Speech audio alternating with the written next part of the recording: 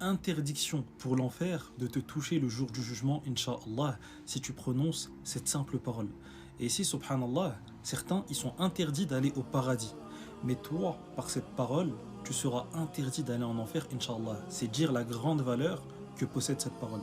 Et en partageant cette vidéo avec tes proches et en la republiant, tu viendras le jour de la résurrection avec énormément de bonnes actions, Inch'Allah. Imagine que par ta cause, des proches à toi que tu aimes soient interdits d'entrer en enfer par ta cause, subhanallah. Quelle est la joie que tu pourras ressentir en ce grand jour?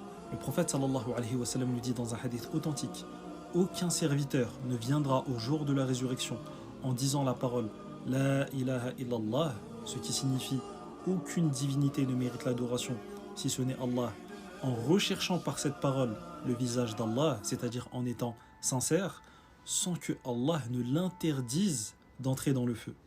Et c'est une parole que l'on connaît tous, mais est-ce qu'on connaissait la grande valeur de cette parole? Donc ici, dans ce hadith, il est mentionné une des conditions de cette parole pour qu'elle soit valide, à savoir la sincérité. Et bien évidemment, tu dois venir avec d'autres conditions qui sont au nombre de 7, certains savants en mentionnent 8, afin que cette parole te soit bénéfique le jour de la résurrection et que tu puisses entrer par sa cause au paradis, Inch'Allah. Pour mentionner rapidement ces conditions, nous avons la science qui s'oppose à l'ignorance, nous avons la certitude qui s'oppose au doute, nous avons la sincérité qui s'oppose au shirk, nous avons la véracité qui s'oppose au mensonge, nous avons l'amour qui s'oppose à la haine, nous avons la soumission qui s'oppose au délaissement et nous avons l'acceptation qui s'oppose au rejet. Assalamu alaikum, que la paix soit sur vous.